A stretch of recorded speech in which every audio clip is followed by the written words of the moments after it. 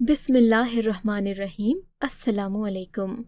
मुझे और कोई काम नहीं मिला तो बड़े भैया बोले कि तुम मेरे साथ दुबई चलो। वहाँ पर मेरी नौकरी तो अच्छी है, लेकिन साथ में मैं तुम्हें किसी छोटे मोटे काम पर लगा दूँगा। हमारे ख़ानदान वालों को कौन सा पता चलेगा कि तुम वहाँ क्या काम कर रहे हो। बड़े भैया पढ़े लिखे थे, वो वहाँ एक ऑफ़िसर के तौर पर काम करते थे, जबकि मैं बड़ी मुश्किल से अपनी मैट्रिक पास कर पाया था। मैट्रिक पास करने के बाद मैंने पढ़ाई लिखाई पर ज़्यादा ध्यान नहीं दिया। इसी वजह से मेरा ज़हन इन कामों में ज़्यादा चलता नहीं था। मेरे भैया मुझ पर तरस खाने लगे, बोले कि तुम मेरे छोटे भाई हो, मेरे साथ चलोगे तो मुझे खुशी होगी, और दुबई में रहकर मज़दूरी करना यहाँ मज़दूरी करने से ज़्यादा बेहतर है। वहाँ कोई तुम्हें जानता तो नहीं होगा। भैया की बात मानकर मैं उनके साथ चला गया। अम्मा को यही बताया कि वहाँ जाकर कोई अच्छी नौकरी करेगा, जबकि ये राज मुझे ही पता था कि वहाँ जाकर मुझे मज़दूरी करना है। मैंने उधर जाकर नौकरी की तलाश शुरू की तो पता चला कि मुझे डिलीवरी बॉय का काम भी मिल सकता है। मैं शक्ल सूरत का अच्छा था। एक तो कंपनी ने मुझे सेलमैन रखने की भी ऑफ़र कर दी थी। मेरी शक्ल बिल्कुल अरबियों जैसी लगती थी, काली दाढ़ी, वो भी चेहरे पर इस तरह से सजाई रहती कि ऐसा मालूम नहीं होता था मैं कोई पाकिस्तानी हूँ, बल्कि मैं या तो अंग्रेज़ या फिर अरबी लगता था। मुझे ये बात पाकिस्तान में रहते हुए भी सब लोग बोलते थे। मेरी आंखें भी गहरी थीं, जबकि कद काठ भी ठीक था। दुबई जाकर मुझे अपनी अच्छी शक्ल सूरत और अच्छे कद काठ की अहमियत का अंदाज़ा हुआ था। खैर, मैंने अच्छी नौकरी के लिए अप्लाई कर दिया। मुझे डिलीवरी बॉय की नौकरी मिल गई। मेरा काम मुख्तलिफ़ पतों पर पिज़्ज़ा पहुंचाना था। मोबाइल फ़ोन के इस्तेमाल से मैं अच्छी तरह वाकिफ़ था। वहां जाकर भी मैंने नक्शे की मदद से इस नौकरी को अच्छी तरह समझ लिया था। मुश्किल नहीं थी। मैं अगर ये नौकरी करता तो साथ में कोई और काम भी कर सकता था, लेकिन भैया ने मुझे ऐसा करने से मना कर दिया। इन्होंने मुझे बहुत डराया, कहने लगे कि यहाँ के कवानीन बहुत सख्त हैं, तुम्हें सिर्फ एक नौकरी करने की इजाज़त होगी, और नौकरी के दौरान तुम्हें जैसा भी कोई कहे तुम्हें वैसा ही करना होगा। तुम यहाँ के कवानीन से अभी वाकिफ़ नहीं हो। अगर किसी को ये लोग पकड़कर जेल में बंद कर दें तो फिर 30-30 साल सुनवाई नहीं होती, कोई इंसान की बात तक नहीं सुनता, और फिर सिवाय ज़िल्लत के कोई रास्ता नहीं बचता। मैं अपने भैया की ये बातें सुनकर बहुत ज़्यादा डर गया था। ज़ाहिर है, परदेश में जाकर इंसान को कुछ भी अपना अपना महसूस नहीं होता। एक और ही दुनिया आबाद होती है, और उस दुनिया के साथ समझौता करके इंसान को अपनी ज़िंदगी गुजारना होती है। मैं इन बातों से बहुत ज़्यादा खौफज़दा हुआ था, लेकिन अब परेशानी कम हो गई थी, क्योंकि मेरी नौकरी का सुबह पहला दिन था। भैया ने कहा कि वो मेरे साथ ही खुश हो गया। अगली सुबह हम लोग नौकरी पर निकले। भैया ने मुझे गाड़ी में उस जगह पर छोड़ दिया था। यहाँ पर मुख्तलिफ ऑर्डर आते, फिर हमें पता दिया जाता। मुझे सिर्फ पिज़्ज़ा वाले डिब्बे दिए जाते थे जो मैंने मुख्तलिफ पतों पर पहुँचाने होते। मुझे हर तरह की हिदायत दे दी गई थीं। अब मैं यहाँ के मुताबिक नक्शा चला लेता था। खैर, मेरा काम शुरू हो गया था। मैं अपनी ज़िंदगी में अपनी नौकरी से बहुत ज़्यादा खुश था कि एक दिन ऐसा वाक़या हुआ जिसने मेरी ज़िंदगी को तहबाला कर दिया, बल्कि मेरी ज़िंदगी को बहुत ज़्यादा बदल कर रख दिया। ऐसा बदलाव मेरी ज़िंदगी में आया जो मैं कभी सोच भी नहीं सकता था। रात का वक्त था और उन दिनों बारिश भी हो रही थी। मुसलसल बारिश की वजह से मौसम में काफ़ी ज़्यादा बदलाव आ चुका था। खुश्क और गर्म ममालिक में ऐसा कम ही होता है, लेकिन एक हफ्ते से मुसलसल बारिश हो रही थी। उस रात एक ऐसा वाक़या हुआ जिसने मेरी काया पलट कर रख दी थी। तकरीबन 11 बजे के करीब एक ऑर्डर आया। ये ऑर्डर काफ़ी लेट था। मेरी छुट्टी का वक्त हो गया था, लेकिन मालिक की नज़रों में अच्छा बनने के लिए मैंने वो ऑर्डर उठा लिया और अपनी मंजिल पर निकल पड़ा। रास्ता काफ़ी लंबा था। जिस जगह का पता दिया गया था वो यहाँ से तकरीबन 12 किलोमीटर दूर थी। 12 किलोमीटर दूर जाना बारिश के मौसम में मेरे लिए काफ़ी मुश्किल था, लेकिन मैंने हिम्मत नहीं हारी। मैं मालिक की नज़र में एक अच्छा और ज़िम्मेदार मुलाजिम बनना चाहता था, इसीलिए मैं अपनी बाइक पर सवार हो गया। रास्ते में मुझे बहुत अजीब अजीब ख्यालात आ रहे थे। ऐसा लग रहा था जैसे मेरे साथ कुछ गलत होने जा रहा है, लेकिन मैं फिर भी अपने इरादे पर डटा रहा। जब मैं अपनी मंजिल पर पहुंचा, मैंने देखा कि ये घर बड़ी अजीब वीरान सी जगह पर वाक़ था। میں نے بائک سے اتر کر گھر کے دروازے پر دستک دی۔ شاید یہ وہی دروازہ تھا جہاں پر مجھے پزا ڈیلیور کر دروازے پر دستک دی۔ اندر سے مجھے ہلکی ہلکی چیخوں کی آواز آئی۔ بارش کا موسم تھا اور رات بھی کافی سنجیدہ سی تھی۔ مجھے ڈر لگنے لگا، لیکن میں نے سوچا یہ کوئی جنگل تھوڑی ہے جو یہاں جن بھوت ہوں گے۔ میں نے دروازے پر دوبارہ دستک دی۔ دروازہ آندھی کی طرح کھلا۔ میری سامنے نظر پڑی تو میں حیران رہ گیا۔ سامنے ایک عورت کھڑی تھی جس کے بال بکھرے ہوئے تھے، آنکھوں سے آنسو رواں تھے اور کاجل بھی آنسوؤں کے ساتھ ہی بہہ چکا تھا۔ وہ کافی خوفناک لگ رہی تھی۔ وہ اپنا سر پیٹ رہی تھی اور رو رہی تھی۔ مجھے اس کی بات سمجھ میں نہیں آ رہی تھی۔ پھر اس نے عربی میں مجھے بتایا کہ وہ اپنے شوہر کی وجہ سے بہت زیادہ پریشان ہے۔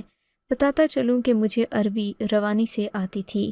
یہاں آنے کے بعد میں نے عربی 1 مہینے میں ہی زبردست سیکھ لی تھی۔ اب میں کسی کے ساتھ بھی روانی کے ساتھ عربی بول سکتا تھا۔ میں کچھ چیزوں میں بہت اچھا تھا اور ان میں ایک بول چال بھی تھی۔ میں نے اس عورت کو تسلی دی۔ اسے وہ پزا نکال کر دیا تو وہ کہنے لگی، خدا کے لیے میری مدد کرو، بارش کا موسم ہے، میں کہیں جا بھی نہیں سکتی، تم میرے گھر کے اندر آ جاؤ۔ اندر آؤ گے تو میں تمہیں اپنی پوری بات بتا سکوں گی، باہر کھڑے کھڑے میں ساری بات نہیں کر سکتی۔ عورت کی بات سن کر مدد کرنے کی نیت سے میں اندر آ گیا۔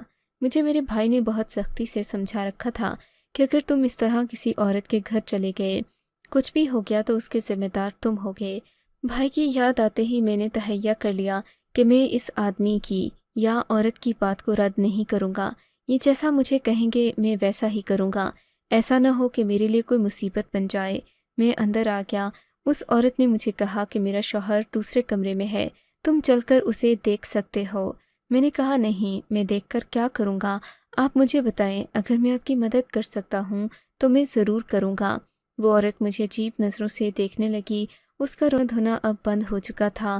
اس نے مجھے اپنا شوہر بھی نہیں دکھایا۔ کہنے لگی کہ وہ دوسرے کمرے میں لیٹے ہوئے ہیں، ان کی حالت بہت زیادہ خراب ہے۔ اگر تم مدد کر سکتے ہو تو مجھے ایک گاڑی منگوا کر دو کہ جس کے اندر میں اپنے شوہر کو ڈال کر ہسپتال پہنچا سکوں۔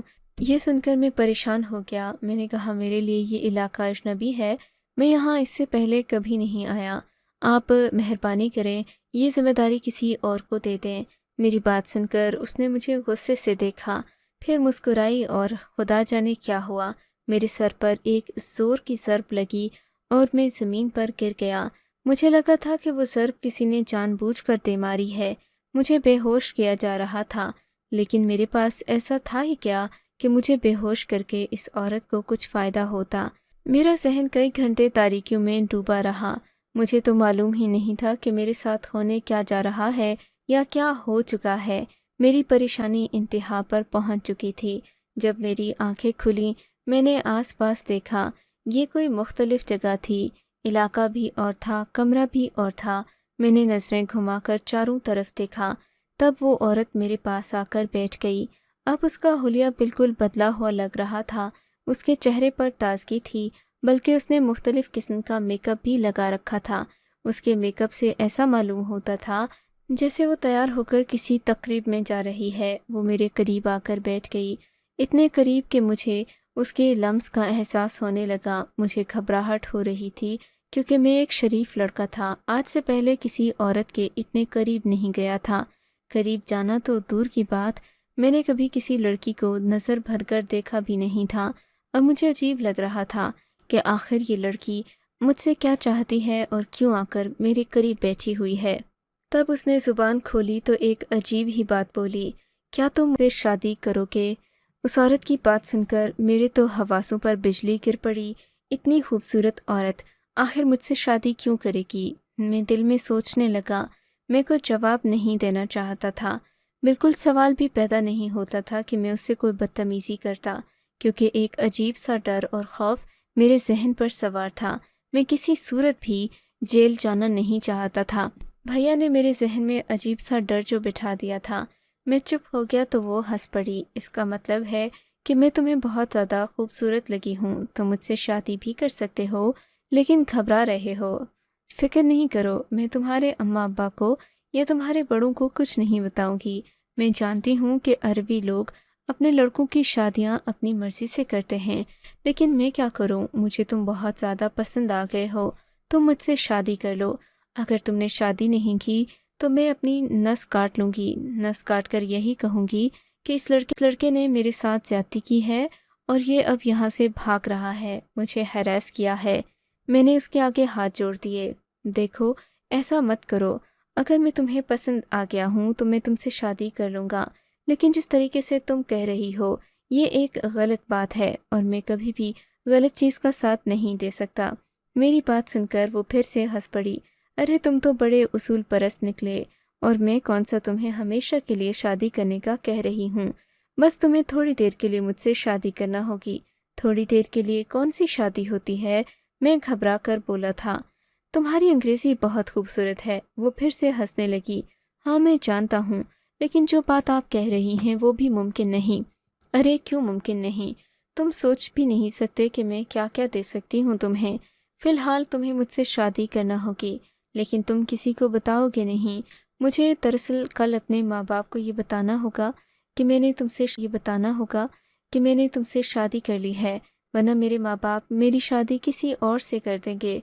तो तुम मुझसे शादी क्यों करना चाहती हो? मैंने आपके हिम्मत डालकर सवाल किया तो वो रोने लगी। देखो, तुम मुझसे ये क्यों पूछ रहे हो बार बार? क्या किसी लड़की को किसी लड़के से पहली नज़र में मोहब्बत नहीं हो सकती? हो सकती है, बिल्कुल हो सकती है, मैंने कहा। लेकिन तुम ये भी तो जानती हो कि मैं उस तरह का लड़का नहीं हूँ जो मोहब्बत की वजह से शादी करूँ। हमारे यहाँ शादियाँ बड़ों की मर्जी से होती हैं। मेरी बात सुनकर उसने अपना सर पीट लिया। अरे तो मैं कब ये कह रही हूँ कि पूरी दुनिया के सामने तुम मुझसे शादी करो। बस तुम मुझसे खुफिया तरीके से शादी कर लो। शादी का मतलब ही ऐलान होता है, मैं खुफिया शादी कैसे कर लूँ? मेरी बात सुनकर उसने सर पकड़ लिया। बस तुम अंगूठा लगा दो, हमारी शादी हो जाएगी, मेरी ख्वाहिश पूरी हो जाएगी।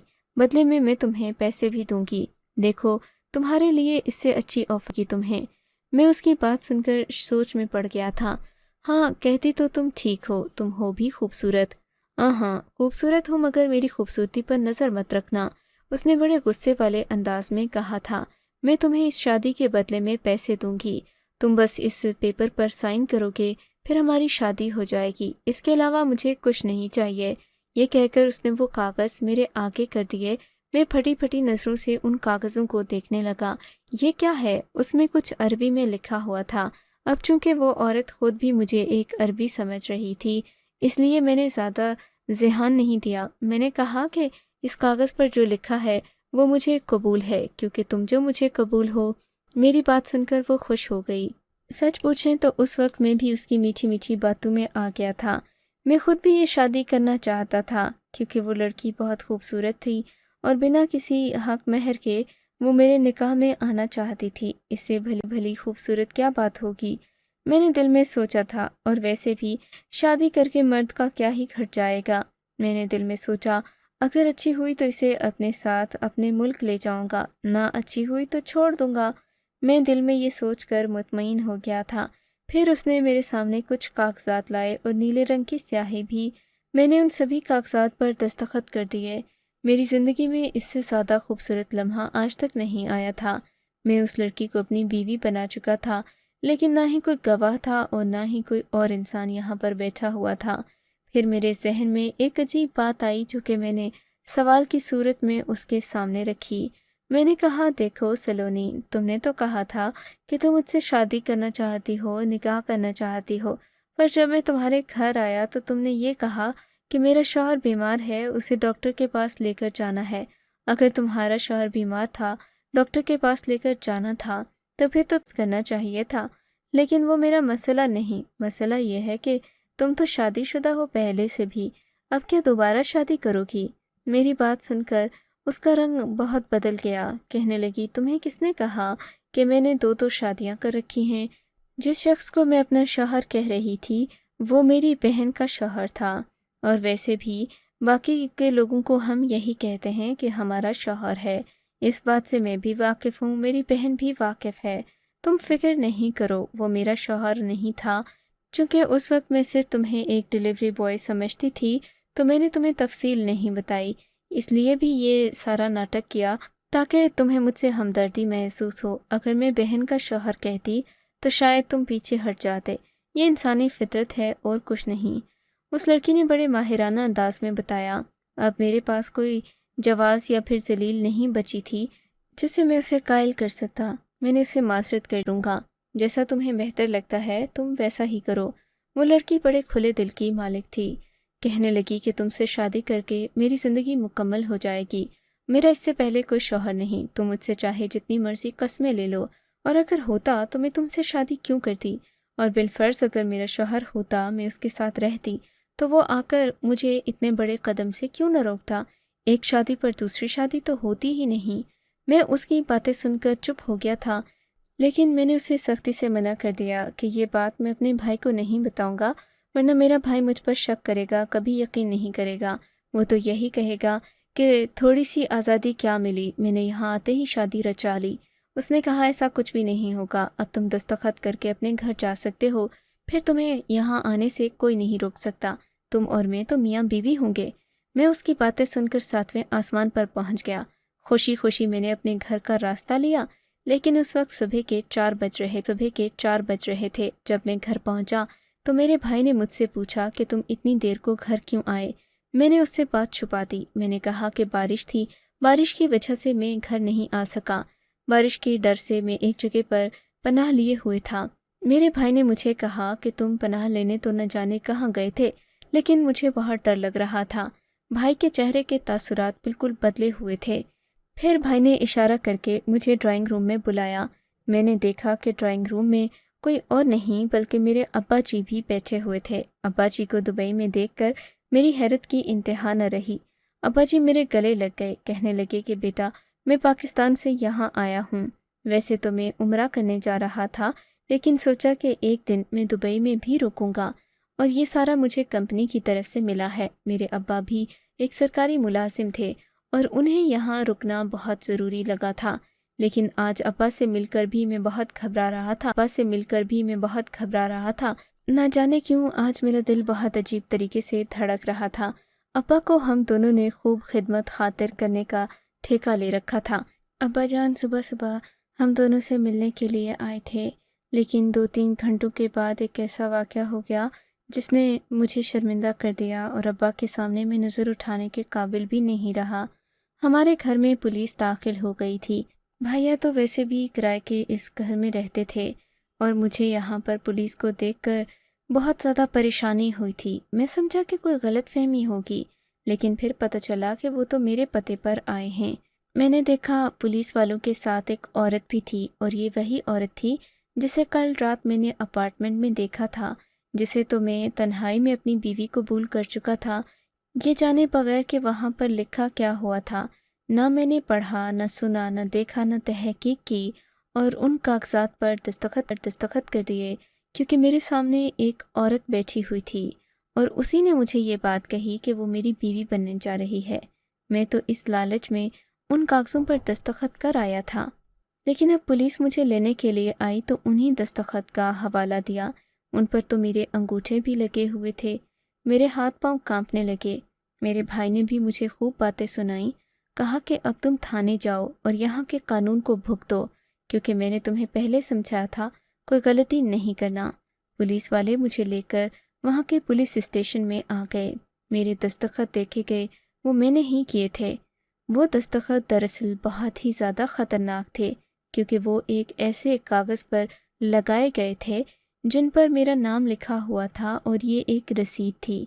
नशा खरीदने की इस रसीद पर मेरा अंगूठा देखकर मुझे यकीन नहीं आया कि आजकल औरतें भी इतने फ्रॉड करती हैं। पहले पहल तो औरत को बहुत मज़लूम समझा जाता था। औरत से किसी जुर्म की तवक्को नहीं की जाती थी, बल्कि अगर किसी मर्द के साथ औरत हो तो उस मर्द को भी बेज़रर समझा जाता था। लेकिन आजकल की औरतें, उफ़ खुदाया, मेरा तो जहन मौफ हो गया। सोच भी नहीं सकता था कि ये औरत इतना बड़ा धोखा मेरे साथ करेगी। मैंने सोचा कि मनोवन अपनी सारी सच्चाई पुलिस को बयान कर दूंगा। पुलिस ने मेरा बयान ले लिया। फिर उस लड़की का बयान भी रिकॉर्ड किया गया। वो लड़की अमेरिकन थी। उसका केस बहुत मजबूत था, क्योंकि वो एक बहुत ही मजबूत ख़ानदान से ताल्लुक़ रखती थी। अब इन लोगों के पास सिवाय इंसाफ के कोई रास्ता नहीं था।